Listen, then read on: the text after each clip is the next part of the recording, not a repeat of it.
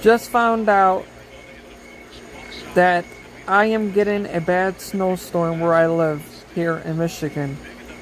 Nice. Made a video today complaining about the cold. Just got over an ice storm yesterday. And now I found out we're getting snow. And I was complaining because I said I was tired of this cold and I wish spring or summer would be here. Now it looks like my karma from me whining bit me in my butt. So now I'm gonna be getting snow. Nice. Sad. Not cool. Not fun. Because I have to drive in this. But I ain't the only one that has to deal with this, so there's nothing I can do about it.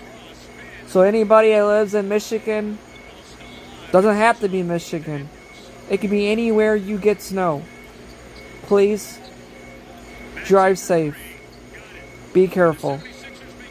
Because you could be the most safest driver out there and you would not have to cause the accident. It's the person on the road that can cause it. So please be safe. And keep a lookout. And I wish everybody good luck for their day coming for the snow. And stay safe. And I will see you guys on the next video. Alright. Bye guys.